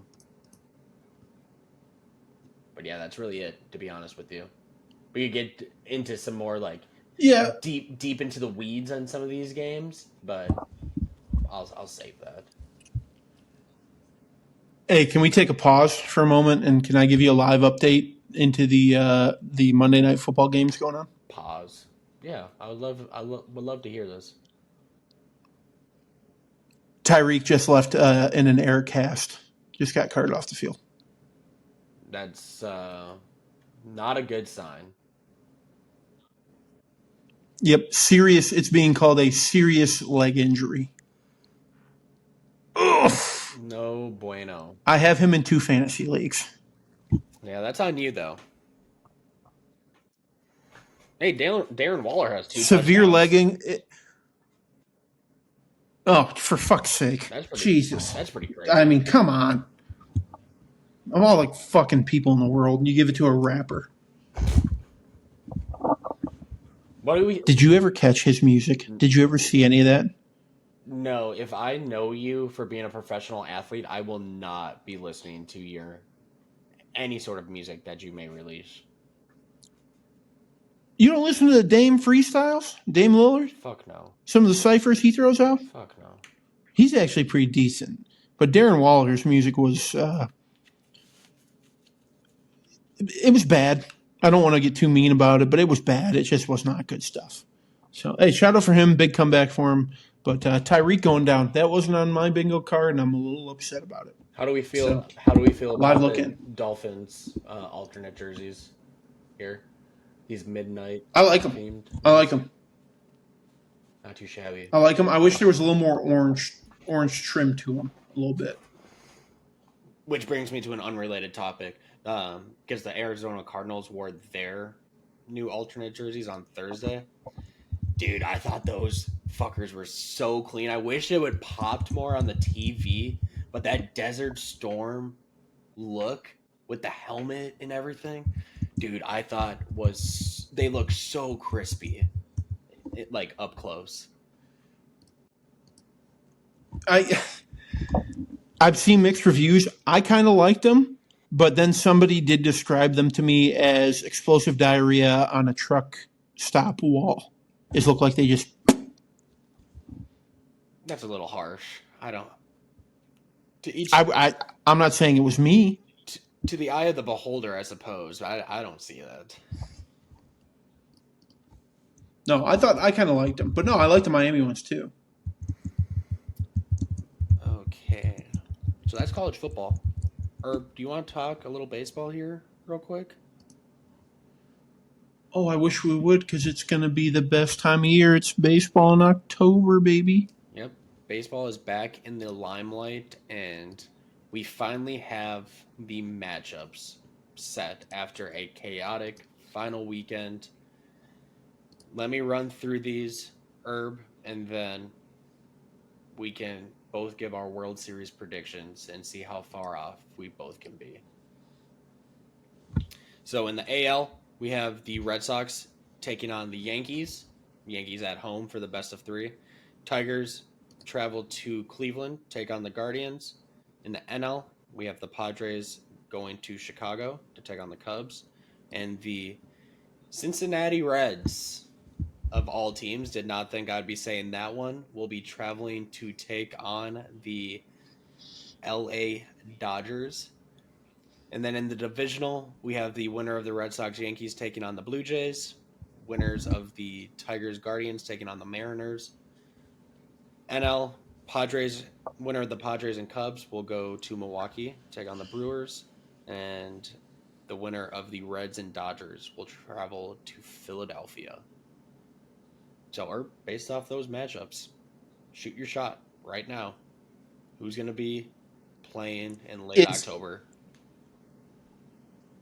it's always been and always will be a go Cubs go kind of household over here. So that being said, I think the Cubs are going to make it all the way to the NL Championship against the Phillies. And on the other side, I'm going to go. Oof, I'm going to go Mariners Yankees. And I think it's going to be a Yankees Phillies World Series. I have no idea who's going to win. Nope, you have to pick somebody. No clue. Call it. Call it. Phillies. Okay. I think the Phillies bats are going to do some damage in this postseason. I don't love that I'm picking the Phillies. I don't love that. Something tells me the Yankees are going to start to struggle in the second round. What I'm most excited for is we get some rivalries restored, like the Padres, Cubs, Boston, and New York. But I think we have some future rivalries building. I think what's ever happened in the AL Central, we've talked about it at length. I think the Tigers and Guardians, I think this is the start of something really fun. And I think we did curse the Tigers. I think this is going to be a 2-game winner for Cleveland real quick. Yeah, I wish that the winner of that series didn't have to go to pick the Mariners because I have the Mariners coming out of the AL. I am hoping and praying. Fun fact, never made it to the World Series. Not even made it to the World Series. They're the only team in the MLB not to have played in a World Series. So I think this is the year that it changes. I hope. And then from the NL side, I was going to go Phillies because the clock is ticking there. Aging team, a lot of older guys getting up there in age. But since you have now picked them, I am now switching gears, and I will unfortunately have to go with the fucking Dodgers because, yeah, Oh never my god. never I'm gonna feels throw up. never feels good to say, but the Dodgers, I'll say they repeat. They'll find a way. But another fun fact. Dodgers, Mariners, where the Dodgers win is what you're calling? Mm-hmm. All right. Don't love that. I would love for anybody outside of the Dodgers to make it. I think the AL is going to be a crapshoot. I would not be surprised if any of these teams make it to the World Series. Outside the Tigers, I would be shocked if the Tigers made the World Series after the last. Be couple shocked if they make it out of the fucking wild card. But fun fact: this is the most pure parity we've seen in the MLB since 2014, first season since then, in which there was not a 100 game winner. So came into the season. I did not know that. That is. Yeah, came into the season with a lot of talk of the Dodgers potentially breaking the all-time record for wins. Thought they were going to run away with it, right? And turns out have one of the most wide open Octobers we've had in a hot minute. But that brings me to my next point, because the one team that you did not hear me say, Herb, would be those guys that reside in Queens, the team that had spent the second most amount of money on their payroll this year at over $320 million, who had the best record as of June 12th at 45-24, to then finish the season 38-55, which was the fifth worst in the majors. If you haven't caught on to who I am talking about yet, it is the goddamn Mets, who once again find a way to absolutely choke away an opportunity in front of them that they should have not even been close to. As of September 1st, the Mets had a 94.5% chance of making the playoffs. They held a playoff position. The MLB season spans 186 days. They held a playoff position for 174 of those. The only teams that finished with worst records after climbing 21 games above 500 were the 1977 Cubs and the 1905 Indians. So when I sit here and I tell you what we have just witnessed was an historical collapse, I mean that with every bone in my body. And to top it all off for these New York Mets was the fact that they went into the final day. The Reds lost. All they had to do was win. They controlled their own dynasty, and it was the cherry on top, the fact that they couldn't beat the Florida Marlins, and now they are going to be watching October at home. They're in a bad spot. I mean, you take what just happened, and 3 days later, Pete Alonso comes out and says, I ain't coming back. It wasn't even 3 days They've later. got it was the same big day. names. It was the same day. He said that the same day? Yeah. Yikes. The ink hadn't even dried. They're going to lose, guys. That honestly tells you everything about where the Mets are and where the Mets are headed to. Honestly, is that a bad thing if they lost people at this point? Oh, it's inevitable. I mean, you're talking about Jesse Winker, Alonso, Marte, Madrigal. They've got some pitchers on that list too. that their contracts are up or they're pre-arbitration, But I'm and a lot of saying, these guys is aren't going that to a come bad back because is of that a what just bad thing? happened. Is that a bad thing though? Where do you go after that? I mean, in fairness, they do have three young pitchers that are going to be very, very good. Nolan McLean is already very good. He pitched the last like month and a half there, went 5-1 with a 2.06 ERA and 57 Ks in 48 innings. Then they also have this kid by the name of Jonah Tong. If you have not seen him yet, he's essentially a Tim Lincecum light, who is going to be a dog. And then they had one more kid. I can't remember what his name is though. But that's three kids under the age of 25 that could be in their starting rotation next year. And then they just got to hope that Kodai Senga figures it out because he finished his season in AAA. But their pitching was their downfall. Their two highest paid starting pitchers this season were Sean Mania, who went 2-4 and had an ERA approaching 6, and then who was the other cat? They paid another. Oh, Frankie Montes, who went 3-2 with an ERA north of 6. So neither of them can stay healthy, and when they were healthy, they sucked ass. Yeah, I think that whatever the Mets were going to do over the last 5 years is what they were going to do. I don't think there's much of a future in the Mets right now, not in the immediate future. When you've got star players saying, "Nope, fuck this, I'm out," that's not a good look by any means. You feel for Mets fans because I don't know. I don't have any disdain towards a Mets fan. Do you? No, I feel bad for them more often than not. 100%, 100%. And it should be. They should be as competitive in the market with the Yankees. They're not. That's okay. It is what it is, I guess.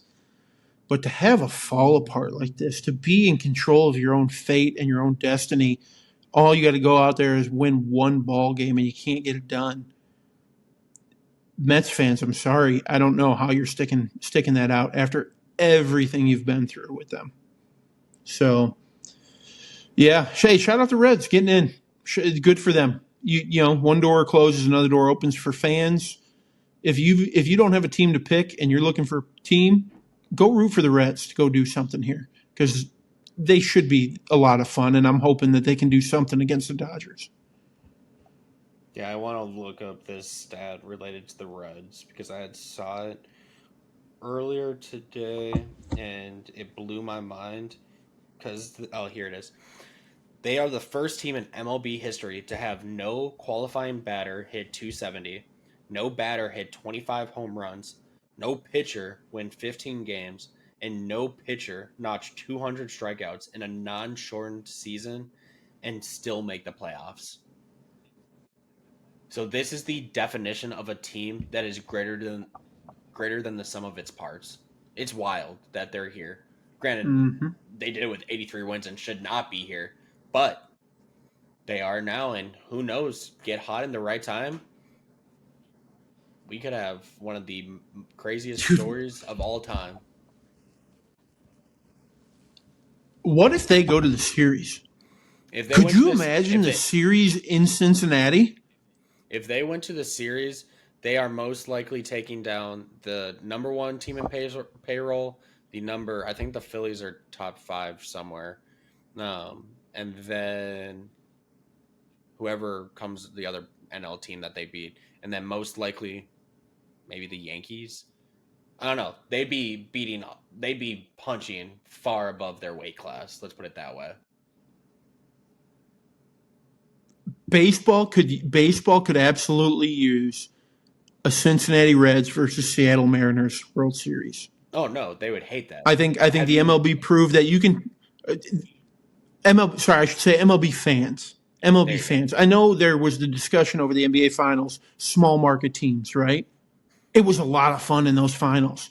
Give me two nitty gritty teams that just want to go out there and play a little baseball, and all the other bullshit doesn't matter. We just come in here and play baseball. That would be fun. I've said it. I know you don't agree. The postseason in the MLB might be the greatest playoffs in sport. The series for sure is way up there. So that might be a hot take, but that's what I believe in. Yeah. But Herb, we'll wrap up this episode. Why don't you recap the Ryder Cup that took place this weekend? Sure, because it's all over the news. People who aren't in golf are hearing about it, and it's for all the wrong reasons. Okay, I'm not going to hit on matchups. I'm not going to hit on who played well and who didn't. Europe ran away with this thing from day one. 45th Ryder Cup, Bethel-Page up in New York. Europe wins it for the first time since 2012 in an away format. They win it 15-13. After 2 days, Europe was up 11.5 to 4.5. Insurmountable. The U.S. came and battled back over the weekend. Really, really proud of the way that they fought back, because after the first couple rounds, we were sitting here as U.S. golf fans saying, oh, God, what has happened? This is not USA golf.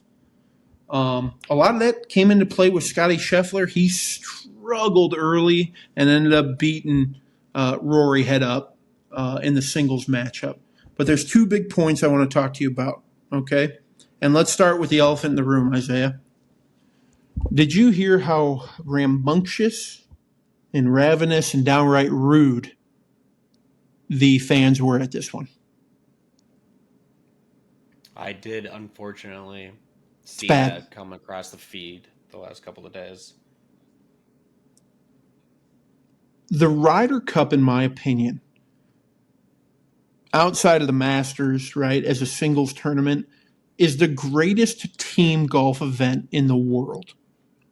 There's a reason it doesn't happen every year, because it is that monumental. Whenever it's in Europe, or at least the last few times, you get the chants and the pageantry and the fandom, and it's fun, and it feels good. Nothing about this weekend felt good as a USA golf fan. So to the fans that attended and chose to treat this like it's the Waste Management Open, which is such a fucking anomaly of a golf tournament as it is, and in its own right, it has space because it's one of one. This is the Ryder Cup. There are rules and class in the golf world. And if you can't adhere to them outside of the Waste Management, do me a favor, go fuck yourself and watch it on TV. I'm a purist when it comes to golf, in the understanding that it is a classy game. There are rules that are bigger than any singular golfer in the sport of golf. So to hear the things that were said, I'm not talking about chirping Rory. You saw the clip of him buttoning up his top button, and somebody hollers out, "You don't need the top button to choke, Rory." Hey, that's a fun little jeer, fun little quip. So while I don't have a problem with a little bit of sporting jeers and cheers, right? This thing got out of hand. And the fans aren't solely to blame. Now, whichever asshat decided to throw a beer into the field of play at a player and ended up hitting Rory's wife in her hat, that's wildly unacceptable. I hope you're never allowed at another golf course again for that one, because that's a scumbag move. But I'll also blame Rory.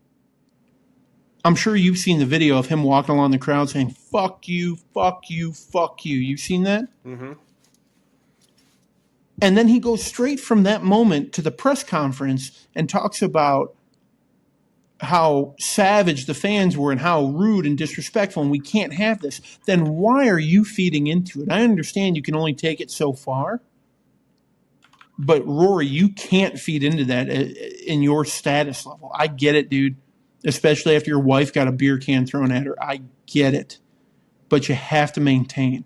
You know, Bryson got into it with Tommy Fleetwood, and they're walking to one of the holes, and their caddies got into it. That's all well and good within the game. But Rory, you've got to maintain some composure I'm hoping the Ryder Cup, when it's in the U.S. next, has figured their shit out. I mean, they just need to start ripping people out of there. Unfortunately, but if you don't know how to act at a golf tournament, then don't go to a golf tournament. It's not a party. There's civility to this shit. So that's my big rub. I don't know if you have anything to say about the way that USA fans were acting. Yeah, in fairness, I think Rory was completely within his right to speak that way. I mean, some of the like I get being a fan and heckling to a certain extent. I've been known to do that in the past myself, but a golf tournament is far different than a football game or a basketball game where that is more prevalent. It's still a gentleman's game. And it's not the fact that they were heckling, it was some of the shit that they were saying too that was so unnecessary that I have no issues with Rory acting the way he did. Um, I think he was completely within his right. Honestly, he I probably would have been fine if he did a whole lot more than just that, to be honest with you. Um, and now us as Americans get to sit in that as they celebrate.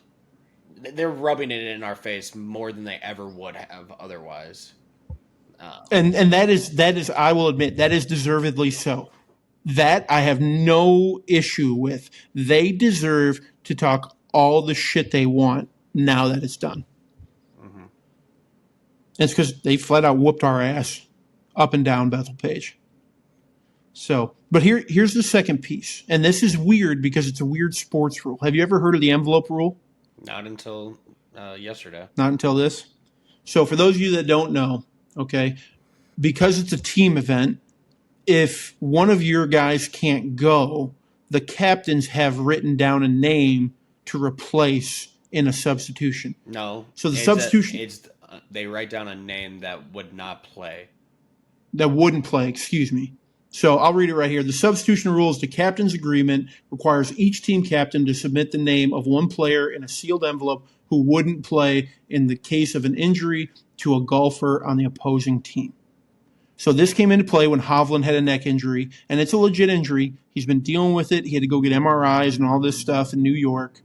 But my issue is the point scoring on this. And it's unlike anything else in sports because they have the points on that one because of this mismatch, if you will, if you want to call it that.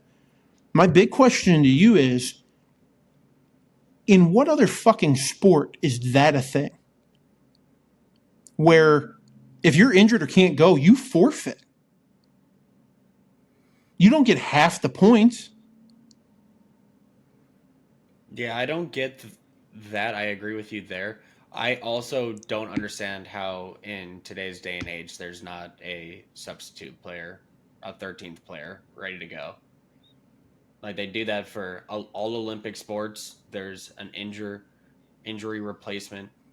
How are Why aren't we doing that in golf? I know golf injuries are much more rare, but how difficult is it to grab one more American and one more European? I'm sure nobody's turning down that opportunity to be around that environment if given it.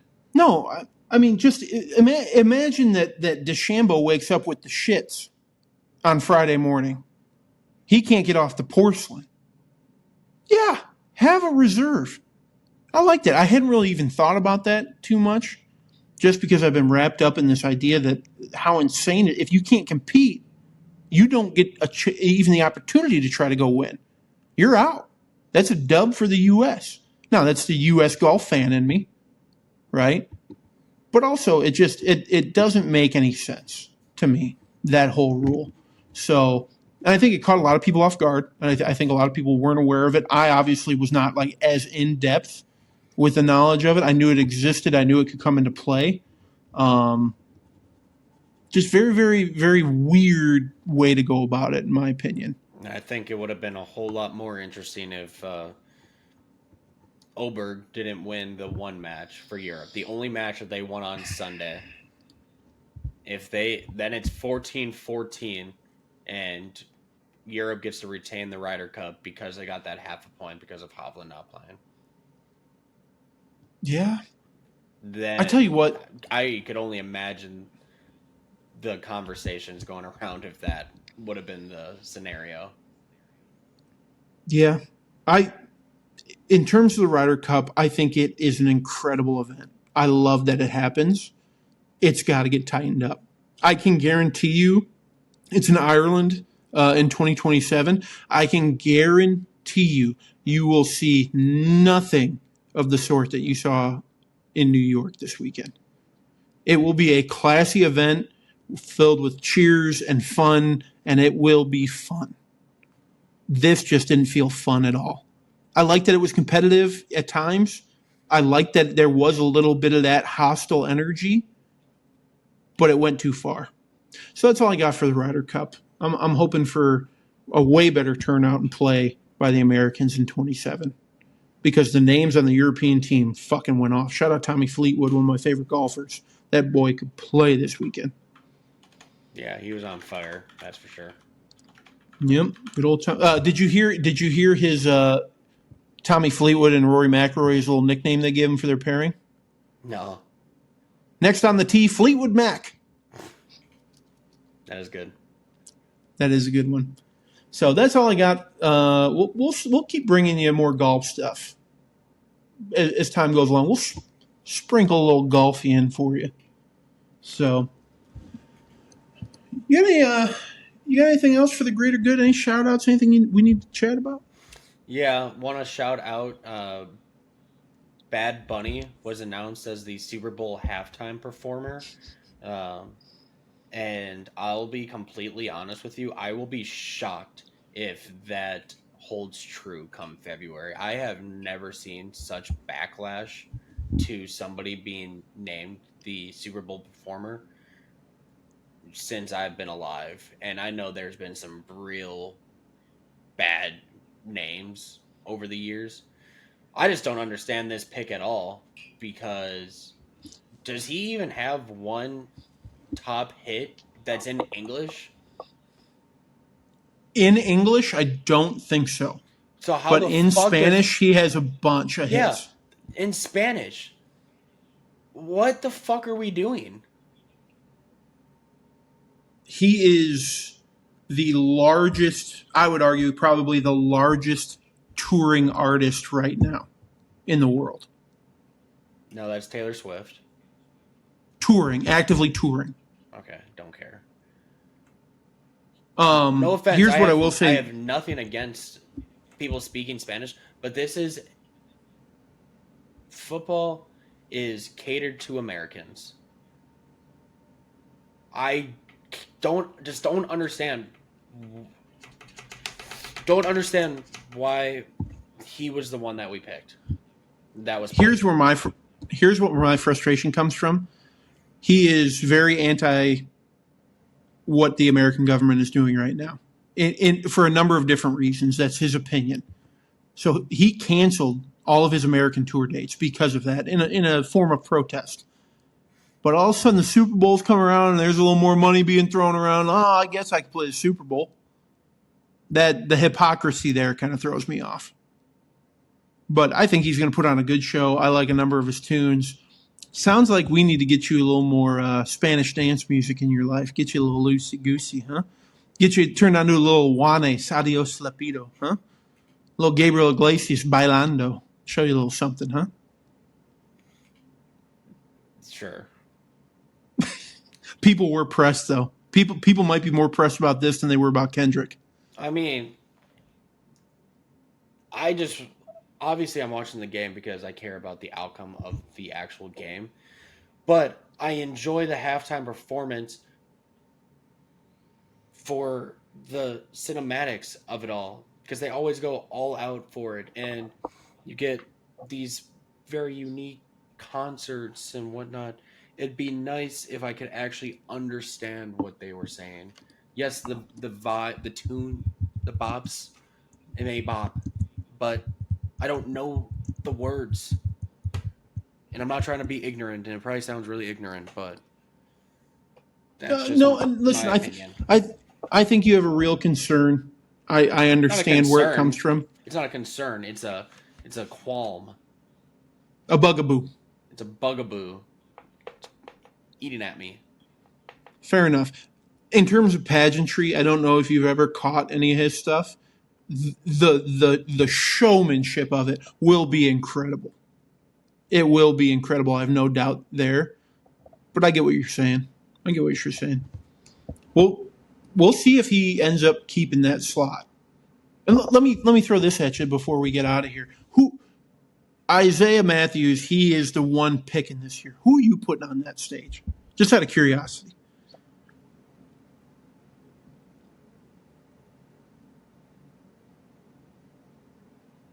I don't know. I don't really care as long as they sing in English. That was ignorant. All right. All right. Let me give you my shout out of the week. Okay. You familiar with the sport of rugby? You ever heard of rugby? Some sevens? Let me take you to the women's side. This weekend, the Women's Rugby World Cup happened. Okay? And we had England versus Canada. England ends up winning it. Congrats to the English women's team. But they set a record for their viewership. Their peak viewership was 5.8 million viewers in the UK. 12 million total across all TV channels. That's pretty fucking cool in my opinion. I like rugby in both men's and women's form. Shout out Alona Mara. Call me, DM me, hit me up.